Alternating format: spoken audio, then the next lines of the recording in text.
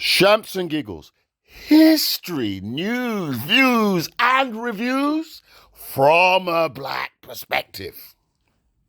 You know, when you come in now, when you come in next, Joe, it's recording, mate. What are you talking about? Yes, indeed.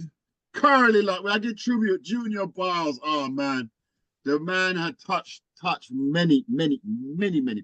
Them tunes there, boy. Them tunes not dead yet. That tune would live. I'm telling you. Just to say before we continue, we're on multiple platforms. We're Instagram, TikTok. We have our We Love Zooming group, by the way, which is on WhatsApp. So when you join us on a Friday, typically we put the link for the WhatsApp group in the chat, so you can join us in there. And very important to mention is that from the We Love Zooming group, some of the stories that we talk about on the platform is taken out from what we see posted in there, because of course a lot of people do post a lot of news and views in the chat, which is great, and so we get to talk about them because those are the things that you get mad now. Hold on, Jimmy. Mute, please. Sorry. Yeah, and so those news, those views, we do take. So yeah, put your views in there, and so one of the things you say, stand by your post. So if we are talking about it on the show, and you posted it and it moves you, give comment and credence to what it is that you have posted, because that makes the show more real. Because these are things, it's a community thing, isn't it?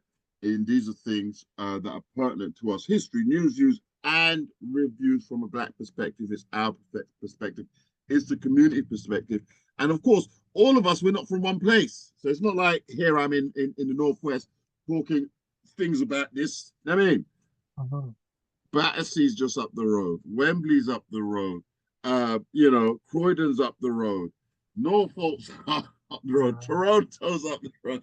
We're all coming. Hayes is up the road. We're all coming together. Big up, George. We're all coming together. Brummie's up the road. Wolverhampton's up the road.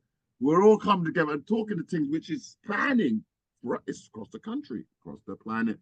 So, and more people will be joining as we go on. So the news just spreads and it grows that much more. So that was important to mention. Also, various radio stations, and we are planning to expand. But keep talking things now. What's the station? Yeah, no, that's right. So radio listeners, listen, as the CEO said, we're on the social media platform. So please come join us, subscribe, and then you'll get more content coming across all the platforms. Right into us, Shamps and Giggles at gmail.com, I believe it is.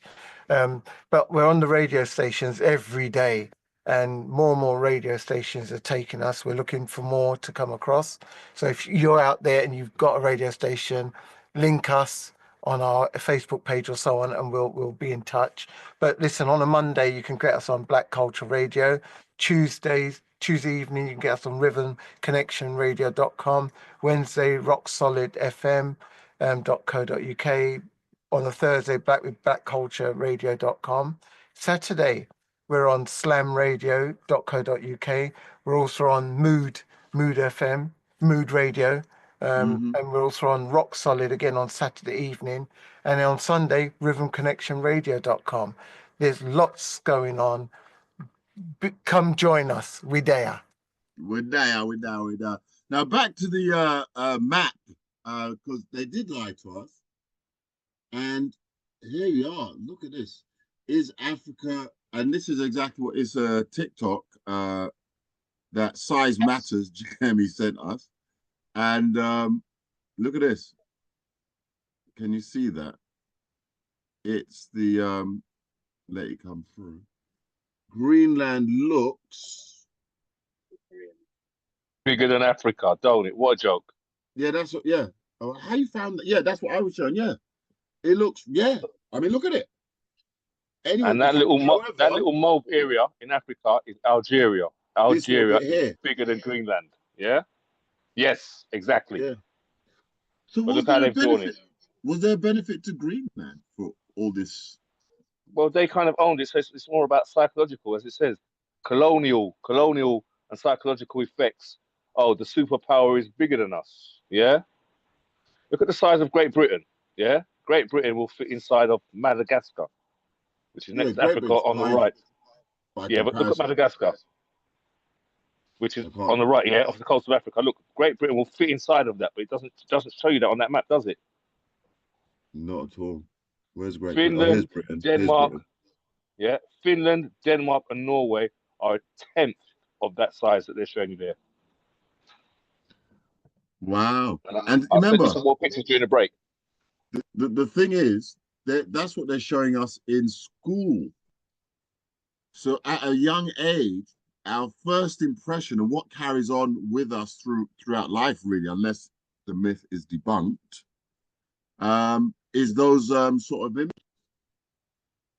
So this new image, Mercator projection and true size.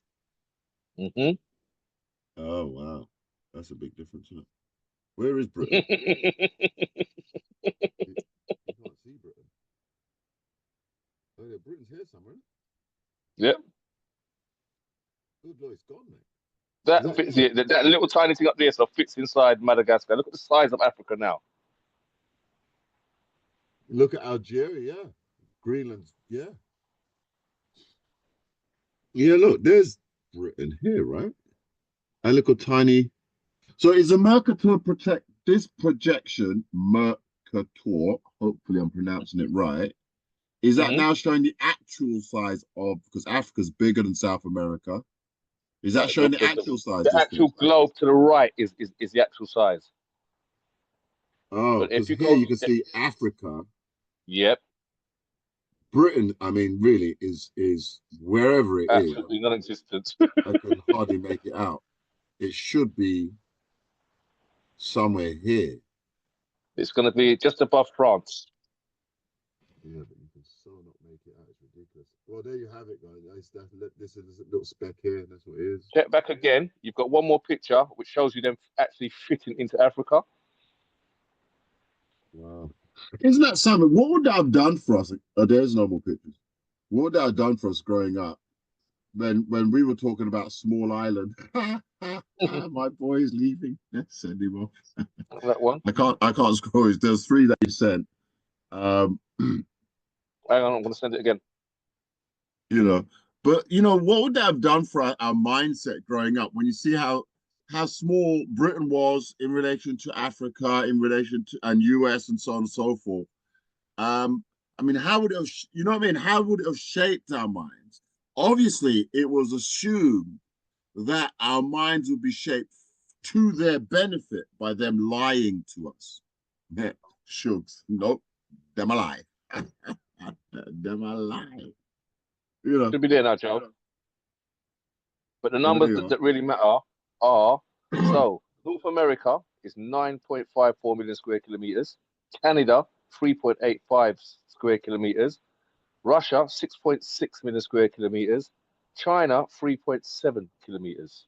Yeah, Algeria, being the biggest country in Africa, is 2.381 million square kilometers. Yeah, and the continent of Africa is 30.00 square million kilometers. So what does this one show us here, this picture? China, India, and USA. Right, well, that is actually the map of Africa that these countries are superimposed on. So at the top left, you've got Portugal, Spain, Belgium, the Netherlands, France.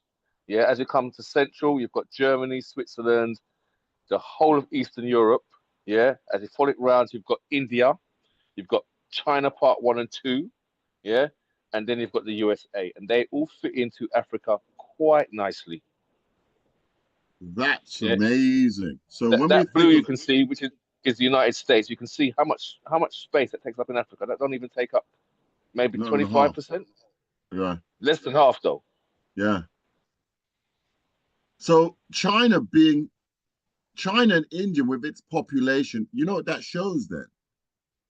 That shows that the population of Africa, I mean, so much black people have been killed because China and India haven't suffered as much trauma as Africa, right?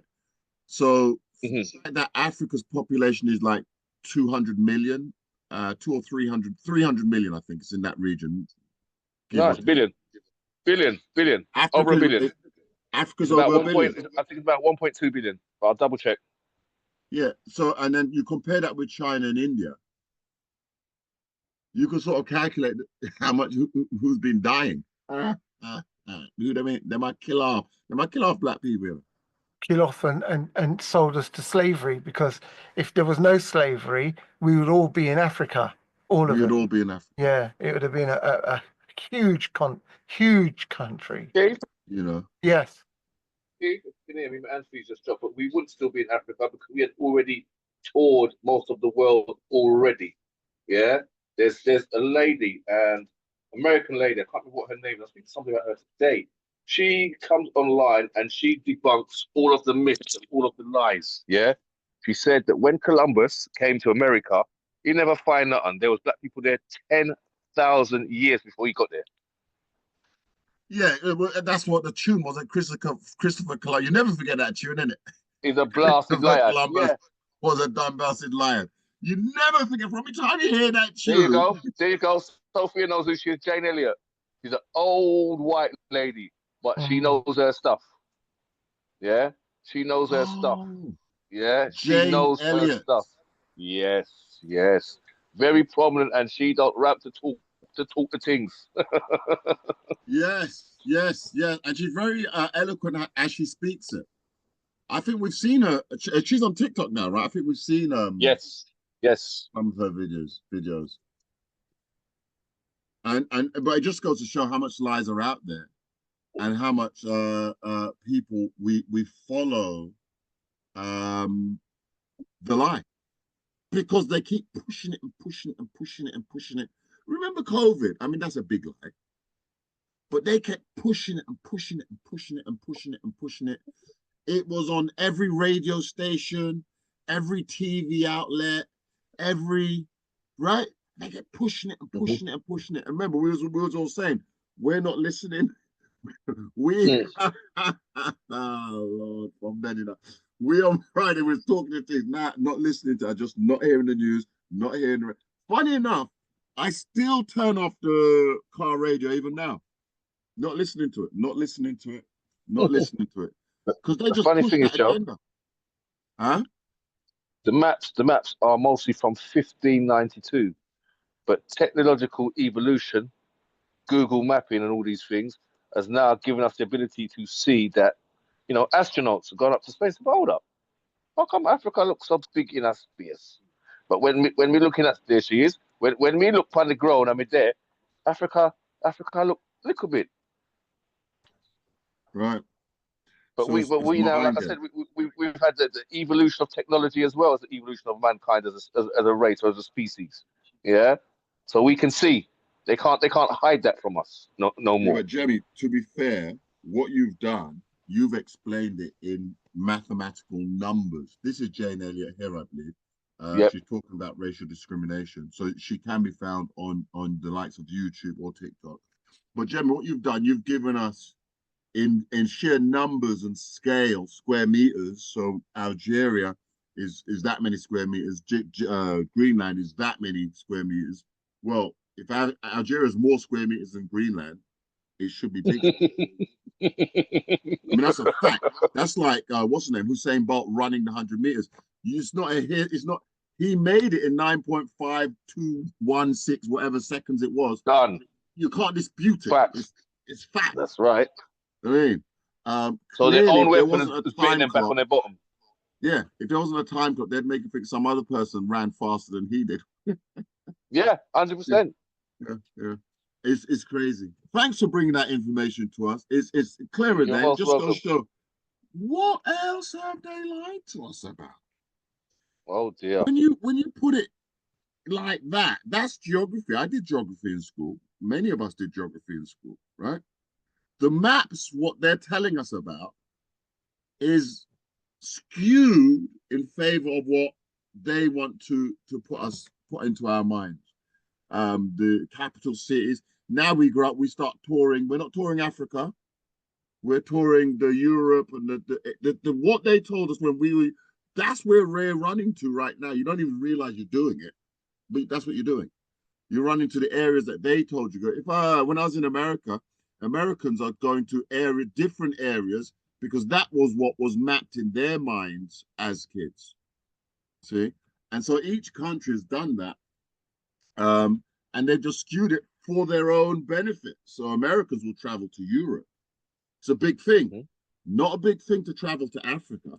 Recently, the likes of Chris Tucker, Steve Harvey, and various wealthy Black Americans have made it a point. They've gone back to Africa. I clearly remember Steve Harvey, for example, promoting Africa as a go-to place. There's some places in America that's as poor as Africa, but you never see the advert with the poor little African child who's got to walk 10,000 miles to get the water. A donkey only got 3 foot. They keep putting these images in our minds to make us think that Africa is brought down, and Africa is not. Far from it. Far from it. Rurally, they're a little bit behind, but in major cities, they're not. They've got all the Bimmers, all the Mercs, all the Aston Martins. They've got all the trappings. You know, especially Nigeria. Nigeria is a very wealthy country, and when you see them rich boys playing that in Nigeria, it's like when you got on Edgware Road on a Saturday night. Yeah, and you know Edgware Road is our money place. It is. Ghana too. Yes. You know, but you don't. And what's his name? Richard Blackwood. One of his jokes, I remember it clear as he's in the tabernacle, and you say, "Look, you will never see an advert. Go to Nigeria. You don't see the avatar. You say Bahamas, you see Barbados, you see all them others, right? Because they're in Barbados, they call that Little England. Yeah. Yep. You won't see visit Nigeria. That's one of his jokes. No chance. You know what I mean? Yet Nigeria is a vibrant, bustling place, which you would go there and you'd be welcome. Can you not see the poor man in Africa? Yeah, invented a TV that doesn't need a plug. Doesn't need a plug. Yes. Make him stay in Africa. He's invented a car that doesn't. Once you kick in the battery, it lasts forever. And he's so smart. What's his name again? It slipped me. But the car that he's designed, if you're in the bush, and your fridge, because they have a power outage in the bush, and you want to keep your fridge running, guess what you can do? Plug it into your car, bruv, because your car's got a forever lasting battery. Yeah. What's the chances of them bringing that? They won't do it. They won't bring that to this country. No. They won't do it. They won't allow the sale of it. And this Africa will be self-sufficient. Yeah. This tariff thing that they're talking about, for that car to come into this country, you'll be paying a mortgage on it. Absolute classic. Thank you, Jem. Appreciate that. You're welcome. By the way, Keith, here's one that deserved a mention. I'm not sure if you had it in your notes. The BAFTAs. Did you get? Yes. I was going to bring that up as well. The BAFTAs. Go on, then. So that was going to be in our congratulatory side of things. We need to congratulate the award winners of the BAFTAs, especially because the program that we were watching was controversial in a way. Some people some people said it was controversial and it degraded such and such. But for me, I'm just glad that it showed that they were honored in what they'd done, and they thought it was a very good thing. And that was to Mr. Loverman. And we did speak about Mr. Loverman before when it came out. We had a good lengthy debate about it as well on our show. I saw one episode, by the way. I didn't get around to seeing the rest of it. But for those of you that saw the whole thing, there were many good reviews in terms of, what he went through and how he acted out the character. Correct. Through the whole show. That's right. Mr Loverman. Yeah, So that's right. let's have a look. By the way, that's Lenny James, isn't it? That's it. Lenny James. Um, he won leading actor category in the BAFTA. Lenny James for Mr Loverman, and then there was a supporting actors nomination, and Arian Bakari, his partner in Mr Loverman, also won a BAFTA. So they both won a BAFTA, you know. So yes, go ahead. Let's see how he receives it. Let's have a look. Oh, you're all brilliant. And the BAFTA goes to Lenny James. Very lovely getting Saran to give it to me. It's just, I haven't prepared anything. Didn't think this was coming my way. I just want to say to the other nominees, it was an honour to be counted amongst your number. To Wayne and everyone at Sony Pictures, thank you very much. To everyone at the BBC involved in this, to Faye and the Hannahs, and Irma, our producers, to Hong Chow, our director, Nathaniel Price, our writer, to Bernadine Evaristo. Oh, he's welling up. He's welling up. Thank you very much for trusting us with your characters. To Arian Bakari, my TV lover. To Sharon, my TV wife. To my wife and kids. To CBGB, Ro and Giselle. You are the loves of my life. I'm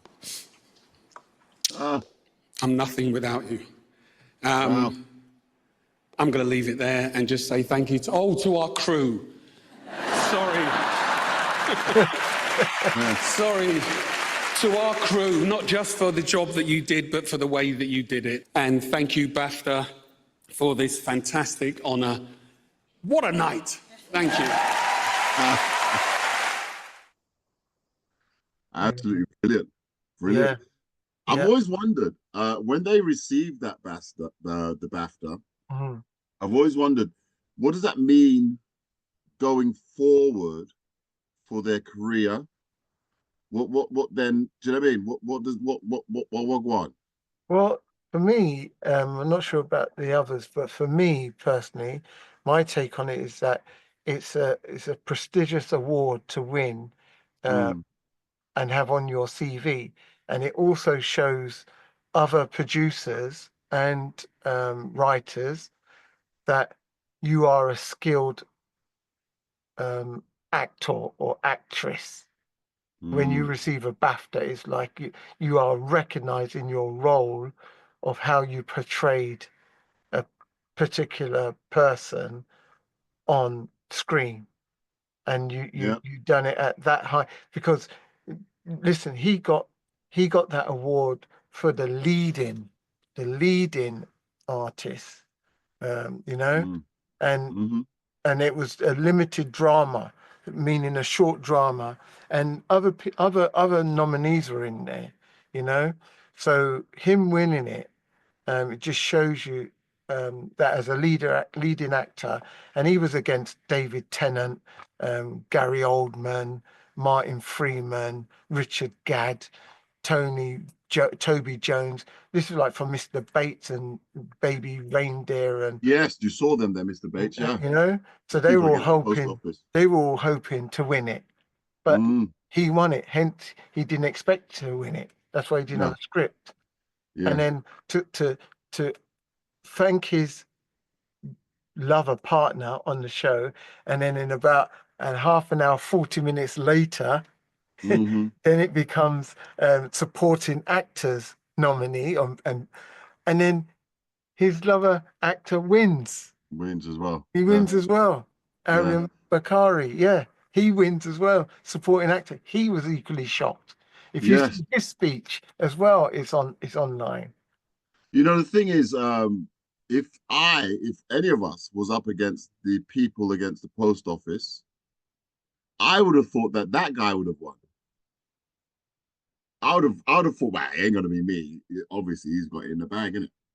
because that post office one was huge. Well, I'm not going to say by comparison, but I mean in terms of the effect that the scandal. You're muted, Keith. That it had on the country. Yeah, Yeah, yeah, yeah. yeah. So I would have definitely thought that one would have won the BAFTA. Yeah. But then It again, won. But sorry to cut you. It did win a BAFTA. Debates. It did win a BAFTA for limited drama. right. I think. I think it won for that limited drama. But they were also nominated in like supporting actor and things like that. For the roles they played. Yeah. So, Right. but for Lenny James and for his Arian Bakari, it was a great thing to win. And also, I need to add, I know this was Mr. Loverman. We still need to give thanks to. I'm just trying to find it. It was. I think it was for daytime. There was another category for daytime. Okay, just called daytime. And Clive Murray won. Oh, yeah. Clive Murray, the newsreader. That's right. And TV presenter. And he won it for his Caribbean adventure that was on BBC Two. So Right. he won it. And he beat in his category with like Loose Women, Morning Live on BBC, and Richard Osman's House of Games, BBC Two. But he won it for BBC Two for Caribbean. So we're coming true. We are coming. Clive Murray, he's got a following then, really, doesn't he? Yes, he's a bright man. Yeah, he's a newsreader. He does Mastermind. That's right. He was a winner of Mastermind. Oh, he had been a winner. No, he was actually. Oh, no, sorry. He presented. He presented Mastermind. Yes, Yeah. and he's done some other outside interests of traveling. So he went across the Caribbean and he did a program on that.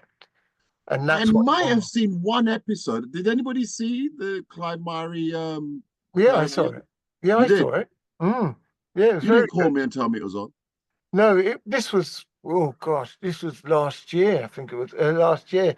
But you can still get it on catch up. If you got catch up TV, like most, you can still get it. Clive Murray, it'll be there. I forgot to ring you. Yeah, I was too engrossed in the program. Funny thing is, there's a few of those. Well, it's not necessarily the black presenters, but several of the white ones are getting to do their spin-off where they do a round the world trip, and the cameras are following them. Yep. You know, and I know me and Cynthia often we remark on, oh look, here we go. They get their round the world trip paid for, as if they're not getting enough already. Yeah. They get their round the world trip for. Yeah. And big up to what's her name? Hammond. Alison Hammond. Yeah. My TV's working now. They've taken the scaffolding down, so the good. You can get all the terrestrials now. And I noticed Alison Hammond has her own TV show now. Yeah, she's got two running now. Oh. She's doing the one Battersea Dogs. So she took over from the gentleman that died. Battersea Dogs. What was his name? Oh, he died. George is going to help. George is going to help. Look, Paul O'Grady.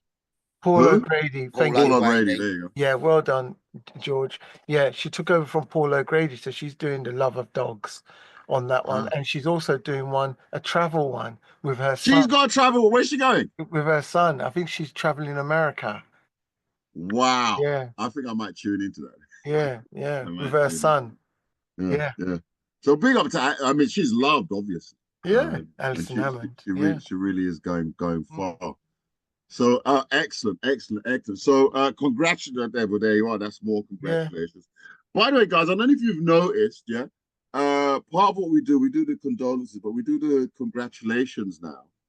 And what we're looking to do is find the positive stories around Black people, and of course, congratulate them for their involvement, because it's meant good news, isn't it? Yeah. Good news lifts up, bad news tears down. And we always want to put, of course, we got our share of news that ain't so good, but we want to put the positive out there more so, which is why we're giving a lot of the congratulations to various ones who are doing well. Now, interesting topic that we had on the agenda to be discussed. Let me just check with the promo to be sure that I'm not going to drift. So we got our BAFTA winners. Yep. No, but see, I didn't want to go drift. I thought I would check it out.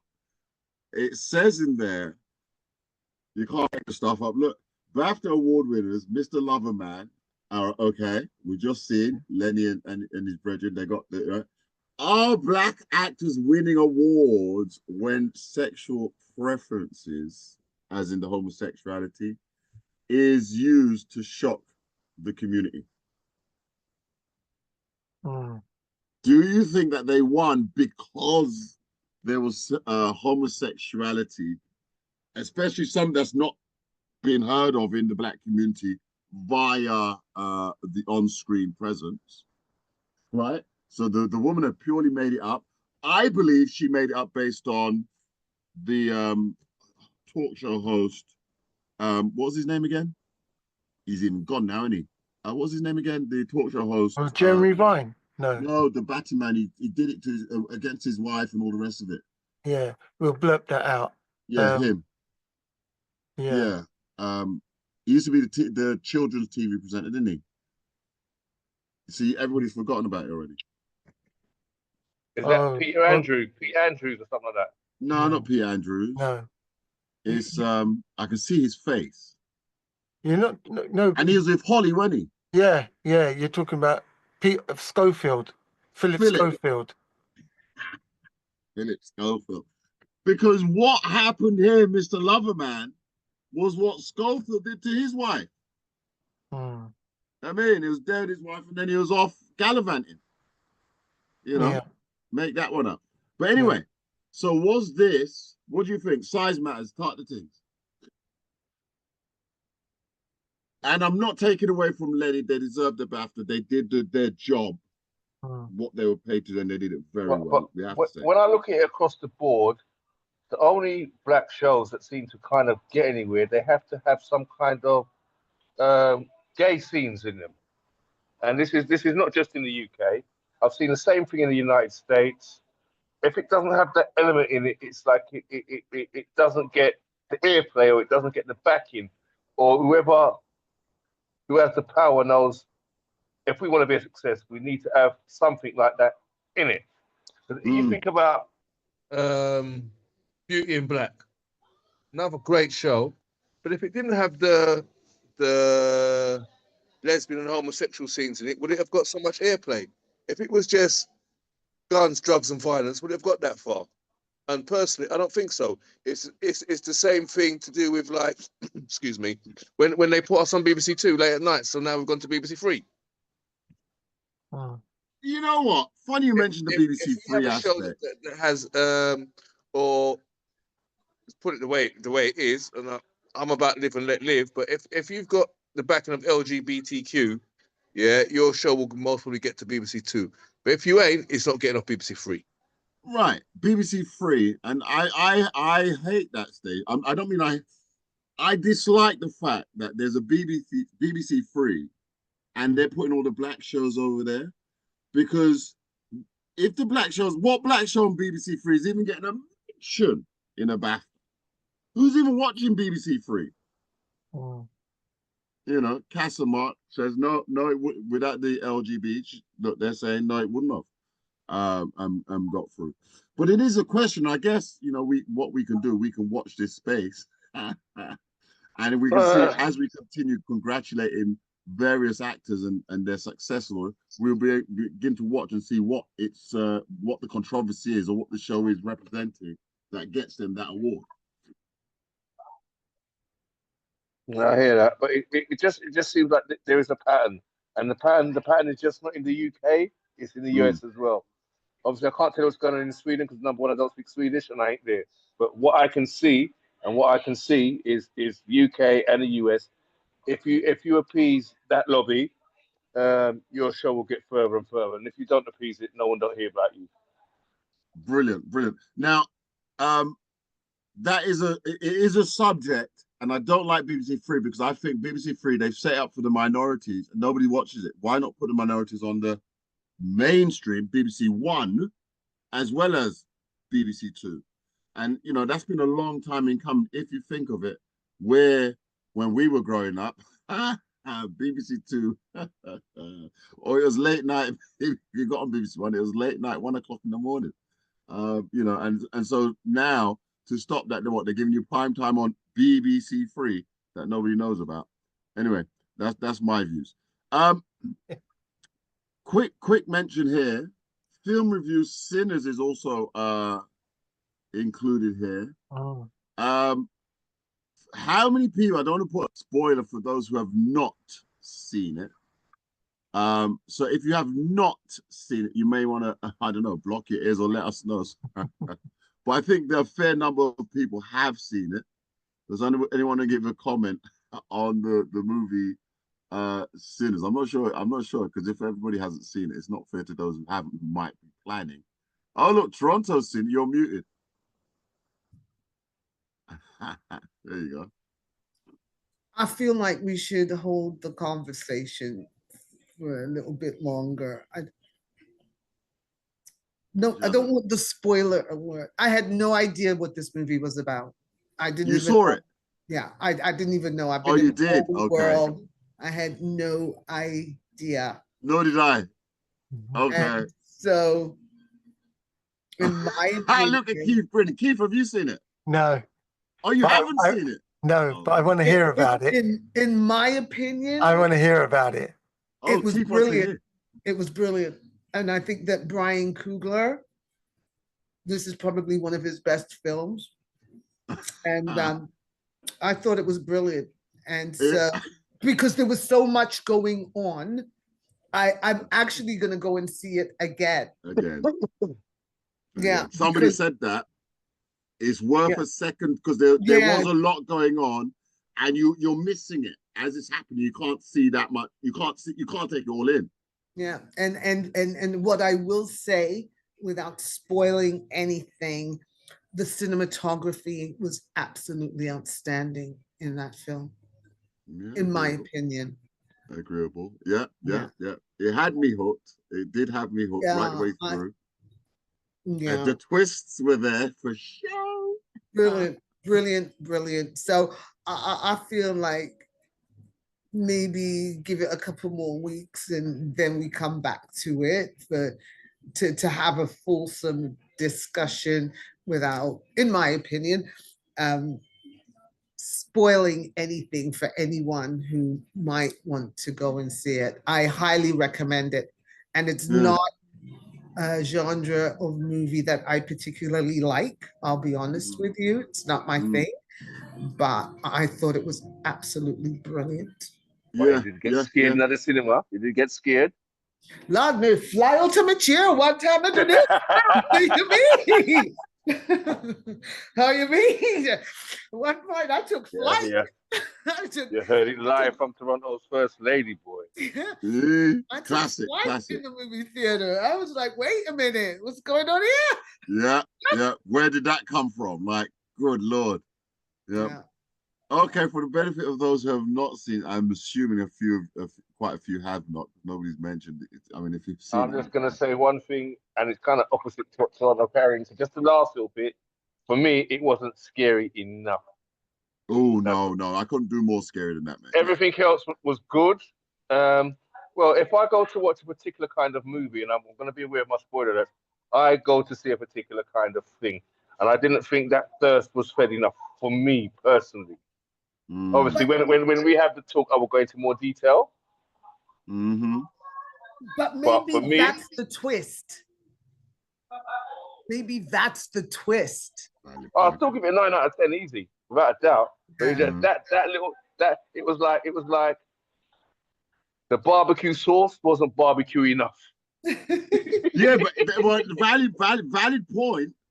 I don't want to twist it either, but it wasn't put out there as like you're gonna get barbecue sauce. Well, I'd done a little bit of that you research got to find out what barbecue the movie was sauce. about. I was like, huh? What's going on here? Like I said, I did a little bit of research what the movie Oh, was you did? about. So I knew what I wanted, what I was expecting to have some of. Oh, So okay. the barbecue sauce was nice, but it just wasn't barbecued enough. No. Okay. It didn't have that last little bit of tanginess. Yeah, because that was. Oh, Sophia's. Oh, she was there. Oh, Sophia. All right then. All right then. Me and her could go moving together then. Exactly. Sophia. We were trying to scrimp around the edges. She just We went ain't said right nothing there. yet. No, we ain't said nothing. We ain't said nothing. We ain't said a thing. You ain't seen the chat. I'm not going to say it for the radio listeners. I'm not going to say it for the radio listeners. I'm not going to say it for the radio listeners. It's a go see it movie. And I don't typically do the research.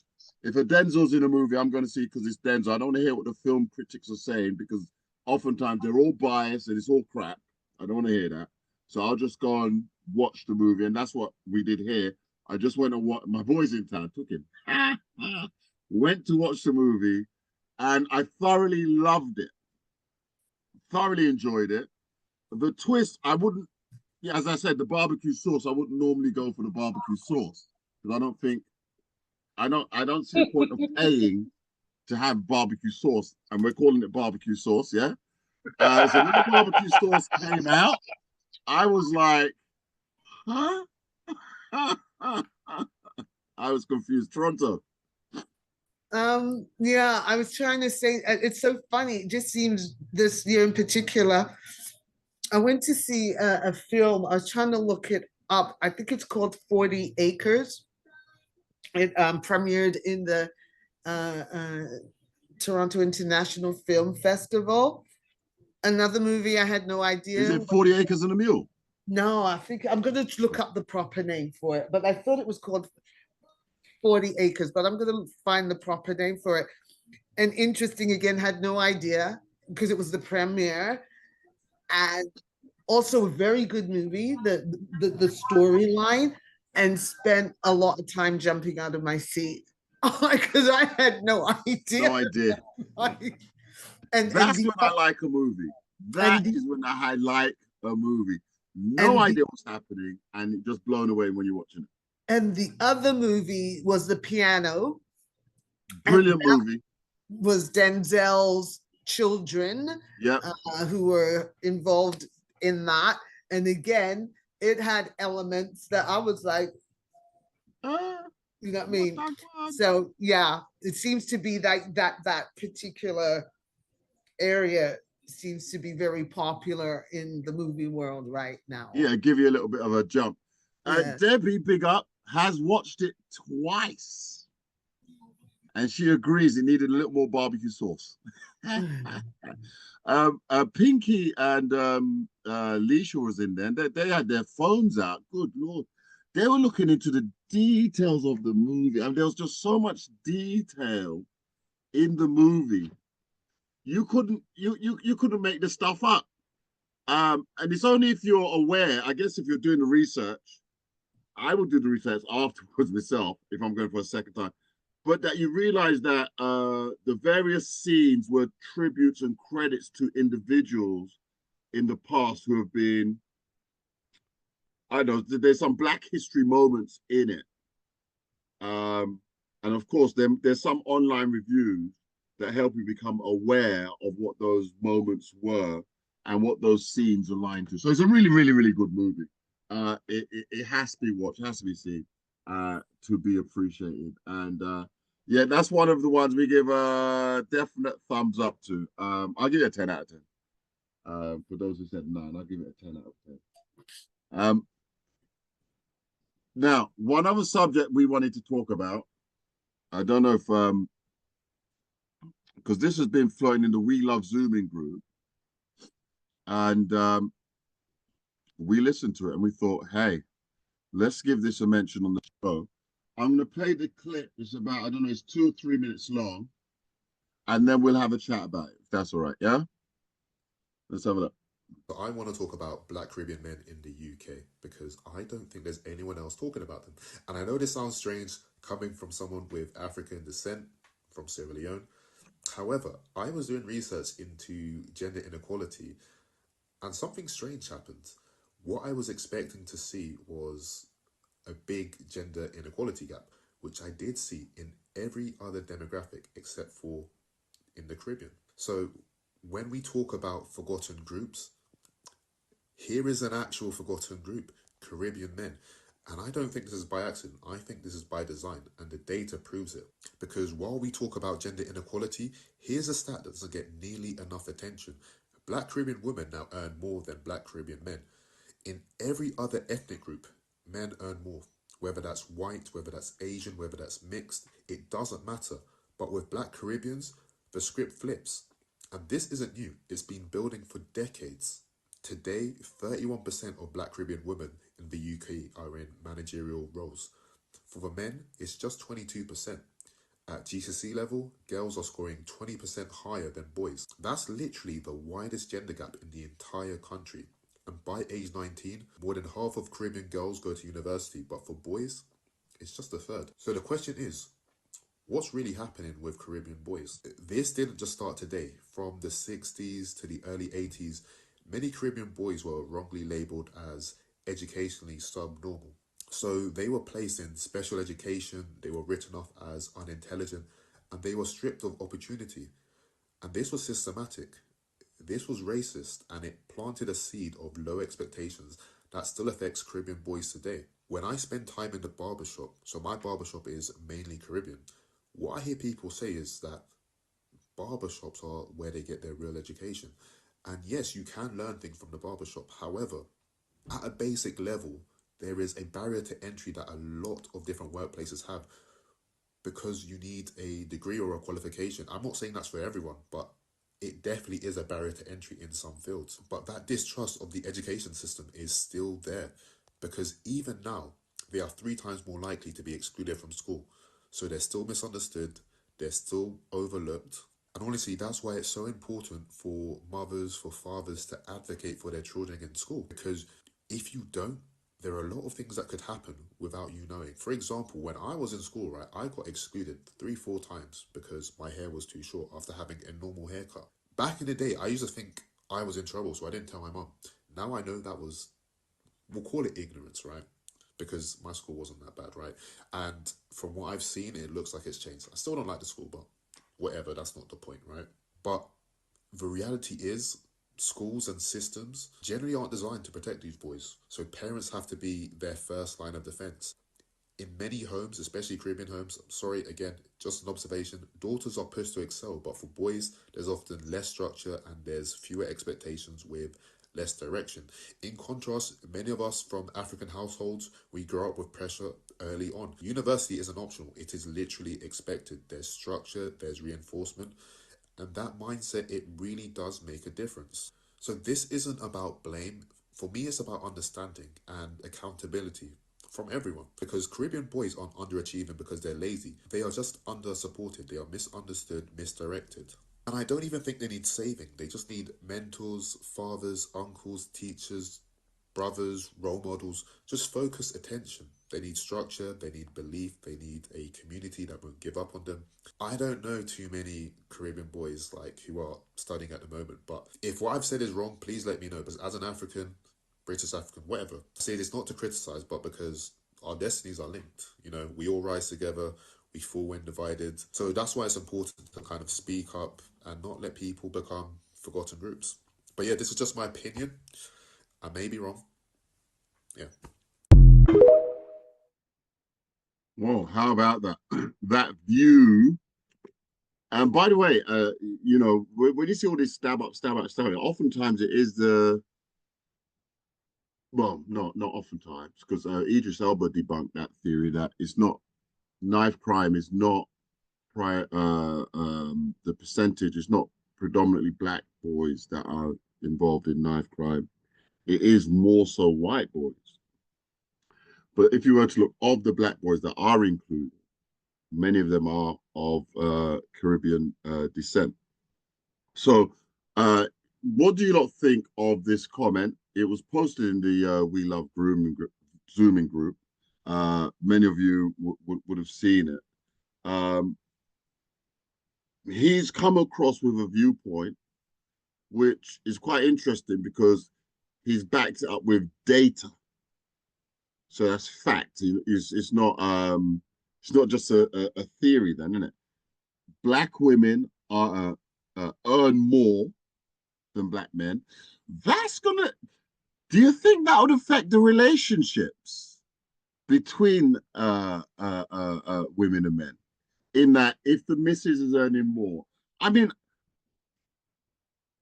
what's the problem there? Why? I think she can earn more, and man just sit down and rest. I don't think he'd be sat down and rest. I think he'd be doing a little something on the side.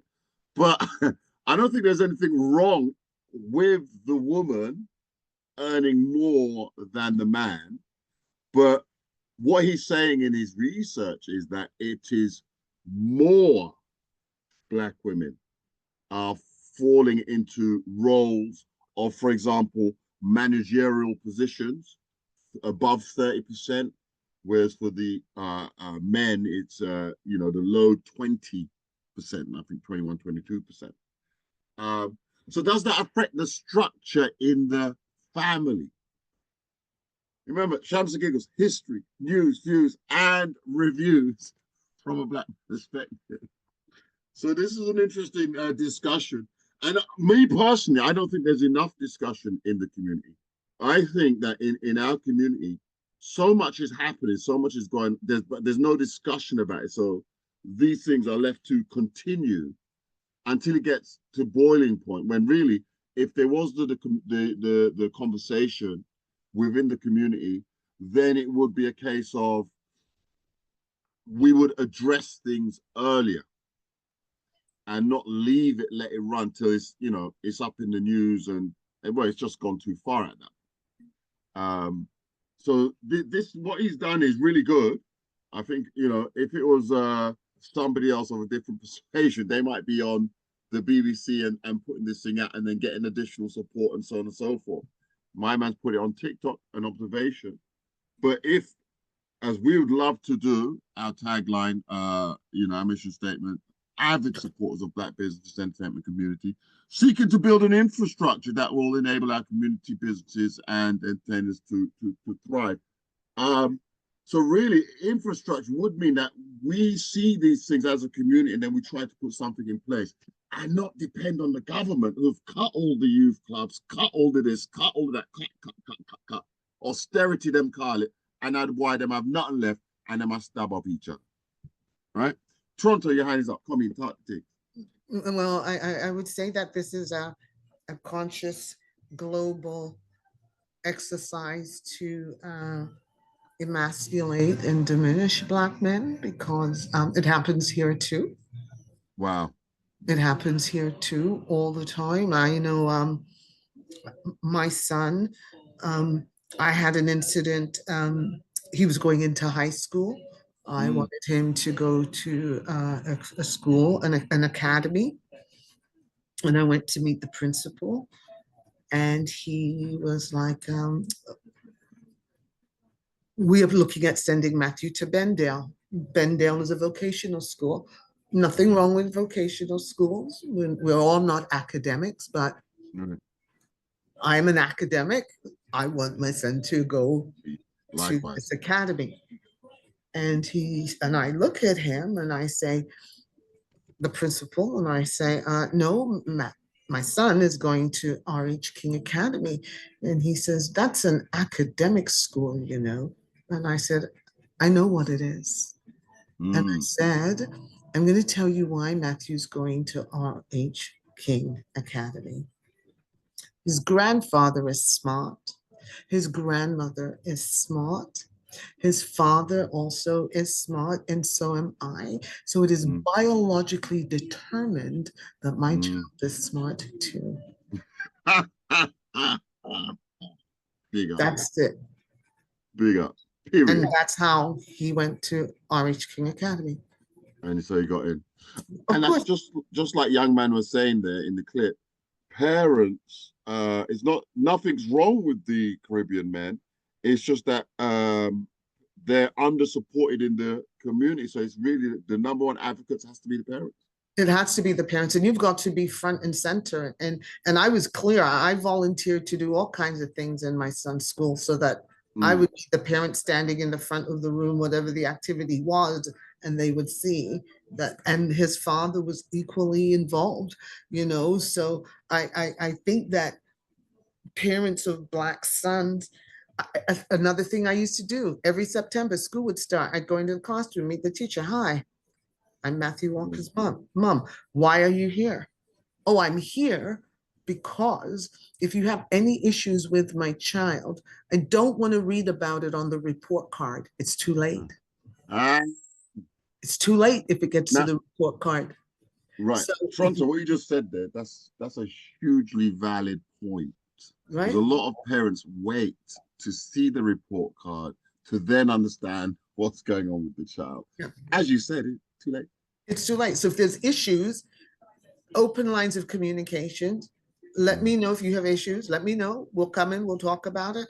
But don't wait until it gets to the report card to say blah, blah, blah, blah, blah. So parents, you have to be in their face. You got to fight for your kids because the school system, and like I said, it is a global conspiracy to destroy our Black men. And to size matters. Look at the map. It is a global conspiracy to destroy Black people, period. Right? So we be in their faces, show up go to all the school meetings. That's another thing. Show up, fight for your kids, because no one, fight for your children, fight for your Black male children. Nobody's doing it in the school system for them. It's not designed for them. It's not designed for them. Valid point. And you know what? These are the things, that kind of conversation, you're not hearing it as Black parent. You're not hearing it you're not hearing it. You're not hearing it, Cassandra. You're not hearing it. And when you hear it like that, come on now. You know you're at the school on Monday. I will be. Cassandra, talk the thing. Absolutely agree with Miss Toronto. My son's school, I think some of the teachers used to dread me because I wasn't having it. I wasn't having them trying to take liberties with my son. And I think I was a single mum, and I think they thought they could get away with certain things because I was a single mum. But oh no, I'm up that school. I'm sending emails. I'm making phone calls. I want to know the ins and outs of what has transpired. And also I used to run a youth organization. And part of that was delivering workshops and mentoring. And a big part of this, a massive part of this, one, we've got the school system. That's just, the education system that's just not designed. It's not inclusive. It's not for our people. But then also, again, parents need to step up and be actively involved. And some of the young people that I used to work with, oh my gosh, I was so sad for them because they didn't have, they would have people like me advocating for them, but their parents weren't doing it. The parents won't come along, so they're not going to be, or the parents that did come up, they might come up and then like they want to fight. They're getting too involved. Not conducting themselves in the right way and speaking to these teachers in a language that's going to be effective. If you're coming up there and you're railing up and shouting and they're shooting you out the room. Your child. So even more, they're setting for your child. So there's so much to unpack in this. There's so much, and I think a lot of it is when we're talking about Caribbean men. You were saying, Joseph, that we're not having these conversations, but trust me, I have been having these conversations for at least 2 decades. Is Going part to of the meetings, just these conversations around our black boys, etc., etc. The problem is that there's not enough action. There's lots of talk. There's not enough action. Do you think there's a lot of talk on the airways? You might have been having these in private conversations. Okay, maybe not on but I'm talking about meetings. I'm talking about community meetings. Yeah, because I used to be up to school for my boy all the time. Right. But I'm, You know, so I'm talking about community meetings right. that are for us. You know, I used to go to so many of them. And again, there are many organizations out there doing things for our young people. There are, but I think something that I proposed, I don't even know how many years ago. It may well have been about over 10 years ago, is that we've got lots of these organizations, right? What we need is an umbrella. Because absolutely. We need the umbrella. 1 second, minute. History, news, views, and reviews from a black perspective. It's Shams and Giggles. Radio listeners, we will see you back. You can follow us on YouTube. You can follow us on the various channels. We're on the radio. You hear the whole recording now. And join us again for the next show. We will see you soon. Carry on.